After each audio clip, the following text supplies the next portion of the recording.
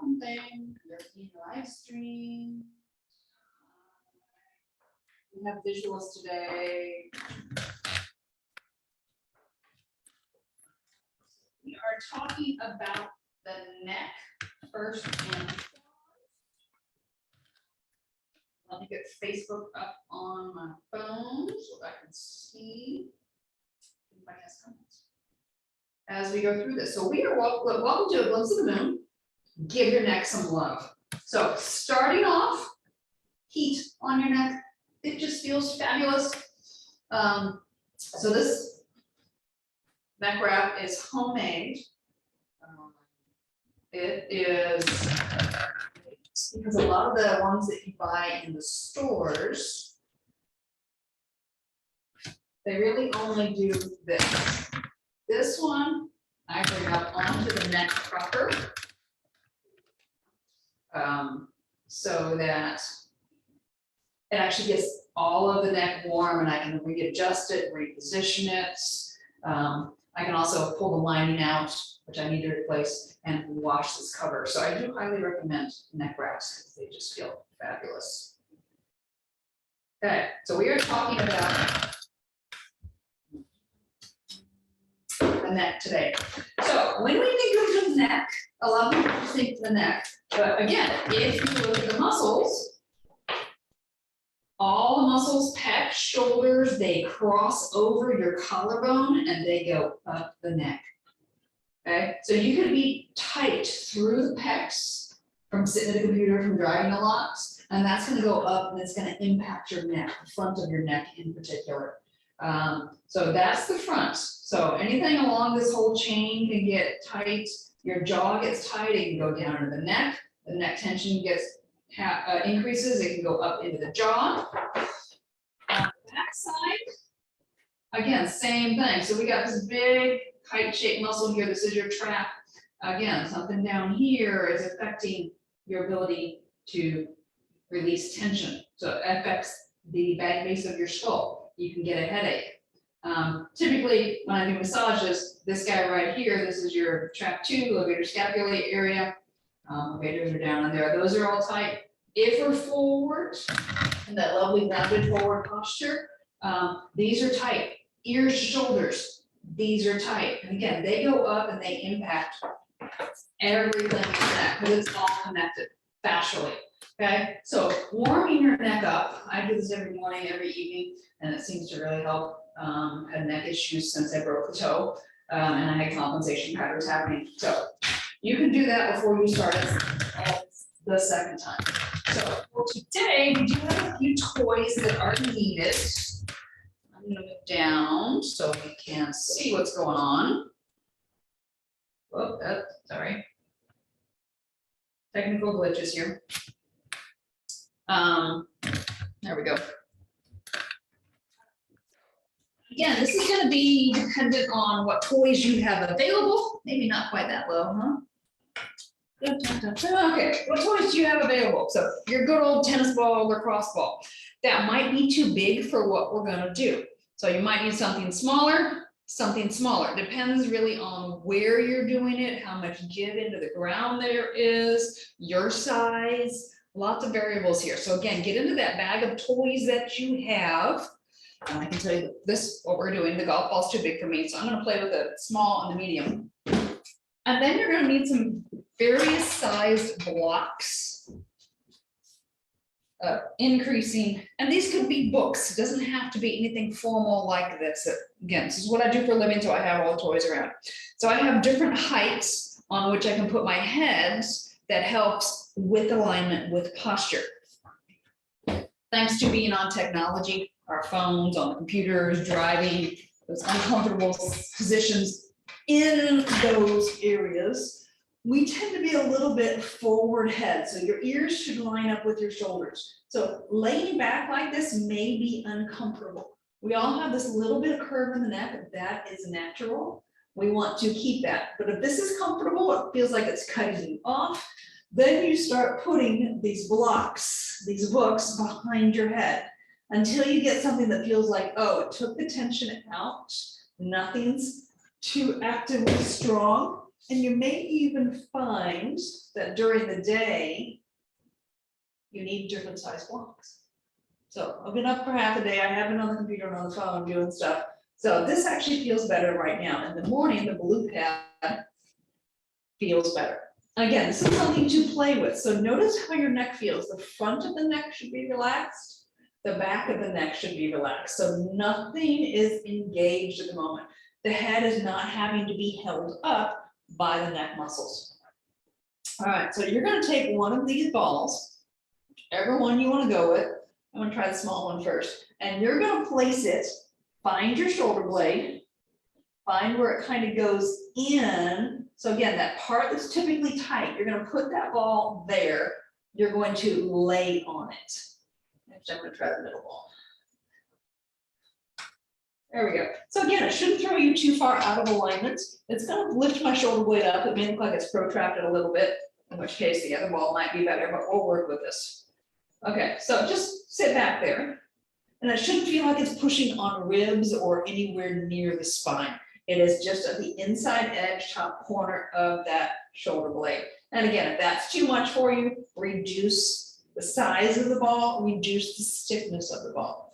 All right, from here, we have lots of different things that we can do. So that middle size ball is the one I want. All right, so from here, I want you to take one arm up and overhead. You're gonna feel it dig in into the ball, the muscles dig in as the arm goes overhead, and then bring it back down. So we're just gonna do that a couple times.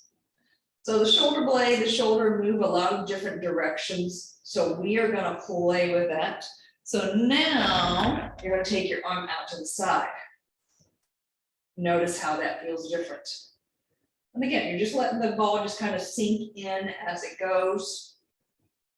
And then you're gonna take that arm, pull it across, but see if you can keep the shoulder blade on the ground. So how far you pull across is really gonna depend on what's going on, how tight you are, maybe how big chested you are. So pull it across at different angles. Again, we're just trying to sink into muscles here, okay? All right, and then I'm gonna scooch a little bit more to the side. So having your arm on the ground, bend the elbow, elbow comes up to 90 degrees at the shoulder. You're starting with the hand up and then rotate the hand down. Rotate the hand down. So keep your ribs down as you do this. So the goal is to get to where your hand is, back of the hand's on the ground, the wrist is down, elbows down, hand can be spread. Okay, oh, so yeah, it's a little bit of work for me on this. And again, if this is all you can go, this is all you can go. That's what you do. So just a little bit. Again, you're working into these different joint actions that the shoulder blade and the shoulder do. Okay. And then you would repeat on the other side, which I'm not going to demonstrate now. You can watch this video again and follow along. So that's part one. Part two, we need to address the upper chest. Okay, we need to address the pecs. Pull everything up without. There we go. All right, so again, take the ball. You're gonna put it just underneath your collarbone. That bony part thing that goes here to here, and inside or to the outside of your breastbone. Again, not too much pressure, but you're going to start rolling underneath that collarbone. Okay, this is your pec. So you got muscles that come here all the way down. So as you push out, rotate your head. As you push out, rotate your head. Push out, rotate your head. So I'm pushing a little bit of pressure so that I feel like a warm tapping, or sorry, cold tapping that's not really stretching yet. So the purpose of the ball and this rolling first is to get warmth. Purpose of your neck wrap was to get warmth. And now we're going to try to stretch it. So if you've gotten over here and you're like, oh, that feels pretty good. Now take your jaw, jut it out. It gets up into what I call the platypus, the platypus muscle, which comes all the way down. It tends to be a little bit tight on some people. You may feel nothing, and that's fine. Okay, so that's number two. And again, you're going to do this on the other side. I'm going to do this afterwards. All right, number three, you're going to be face down. Oh no, the balls are rolling away. All right, so forehead down,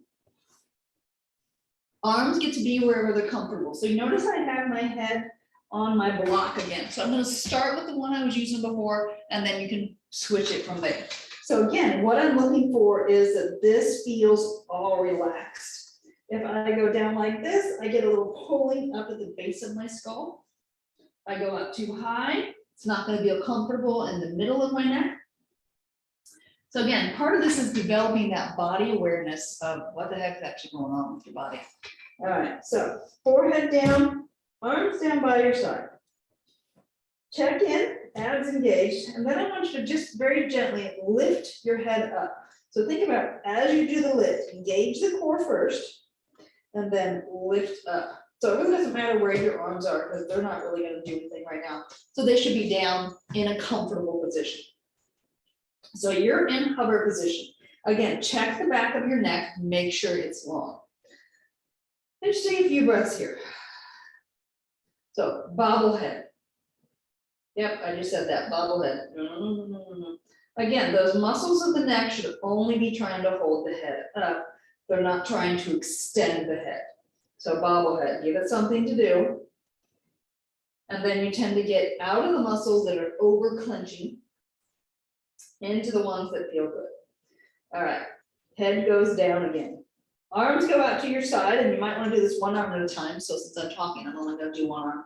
All right, so from here, keeping the forehead down to start, I want you to slowly lift the arm off the ground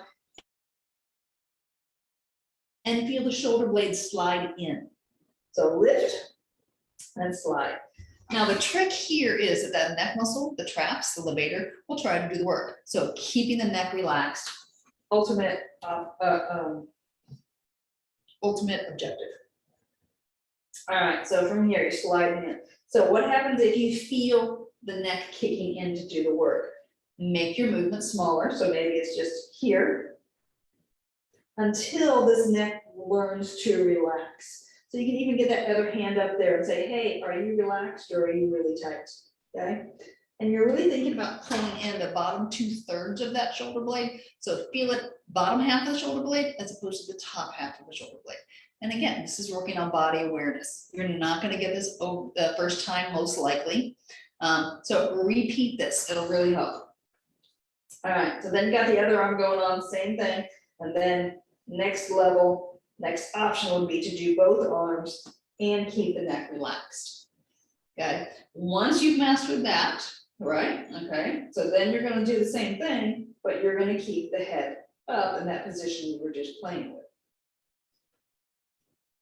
Again, the objective here is to keep that neck relaxed. So now the upper back is doing the work instead of the neck muscles. The neck's only holding the head up. So bobble head anytime you need to. All right, then go ahead and sit up. See how your neck feels. So we're getting the right muscles to engage, to hold you in position, to work with that posture, excuse me, I don't know what's going on, to decrease tension. All right, so let's see, do we have any? Nope, no comments yet, so that's fine. I hope y'all are catching this on the replay. Thank you for being here today. We have one more month of glimpse of the moon, and then we will see what happens. Schedule is getting fuller, and while I love this educational component, is it really worth it? So I would love your feedback. It's worth it for me because I have fun, but I gotta make a living too. So I will talk to you later, see you later, and have a good one.